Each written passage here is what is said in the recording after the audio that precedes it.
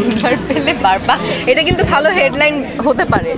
একবার পেলে বারবার পেতে মন চায়, শ্যামল মাওলা। খুব ভালো লাগছে আসলে, এরকমটাই আশা করছিলাম। দর্শকদের একটা, আমাদের যে সিনেমার টুইস্ট আছে, যে টুইস্টটা আসলে দর্শকরা খুব ভালোভাবে বুঝতে পেরেছে এবং তাদের রিয়াকশনগুলো খুব ভালো ছিল। সো এটাই আসলে আমরা চাচ্ছিলাম, তো খুব ভালো লাগছে।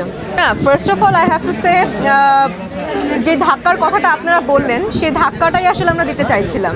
এবং আমরা আসলে যতদূর জানি, এখন আসলে ঈদের সময়, প্রত্যেকটা ঈদের সময় আসলে সব দর্শকরা নিজেদের মতন ঘোরা কিংবা নিজেদের প্ল্যানিংয়েই থাকে। আসলে সিনেমা দেখার সেই আগ্রহটা অনেকের মাঝখানেই থাকে না, বাট সেই হিসাবটা করলে আমরা ভেতরে যে অডিয়েন্সগুলো দেখলাম, মানে we are really very blessed.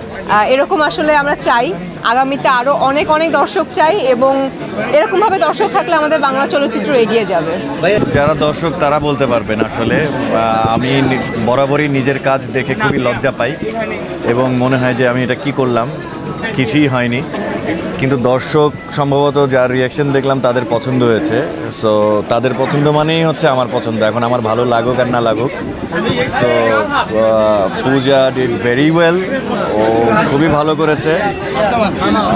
এই তো দর্শকের, আমরা আসলে যেই সিনেমা করি কিংবা যেই কাজ করি, যেই ক্যারেক্টারটা প্লে করি, সেই ক্যারেক্টারটা সবসময়ের জন্যই থাকে। এখন আগন্তুকের মধ্যে আছি, সো আমার কাছে মনে হচ্ছে আমি একজন জার্নালিস্ট এবং আমি ওই পাশে চলে যাই। একটা বোম ধরি আমি, তাহলে তো ক্যামেরা নিয়ে আমার ওই পাশে যাওয়া উচিত। ও আচ্ছা, যদি বলি যে আসলে আগন্তুক যখন আসলে দর্শকদের সাথে বসে দেখছিলেন, তখন মানুষের রিয়েকশনটা আসলে তো সকল অভিনেতা অভিনেত্রীদের জন্য বিশেষ একটা জায়গা থাকে, কারণ একদম লাইভ রিয়েকশনটা দেখছেন। আপনারা তো অভিনয় করেছেন পর্দায়, সেটা হচ্ছে সেন্সর বোর্ড হয়ে তারপর দর্শক দেখছে। এখন এই লাইভ রিয়েকশনটা আসলে কেমন ফিল করছে এটা জানা চাই। এটা আসলে নেশার মতো, একবার পেলে বারবার পেতে মন চায়।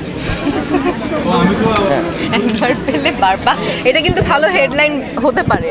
একবার পেলে বারবার পেতে মন চায়, শ্যামল মাওলা। ওর সাথে এখনো দেখা হয়নি, আমি যাওয়ার সময় হয়তো বুঝবো। আমার captain of the ship Suman ধর।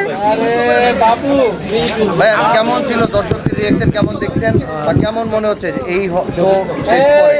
দর্শক তো হাউসফুল ছিল এবং প্রত্যেকটা দর্শক রিয়াকশন, দর্শক এখন অনেকে আছে চারপাশে, খুব ভালো ছিল, খুব ভালো ছিল। আমি ওর পুরো অবাক হয়ে গেছি।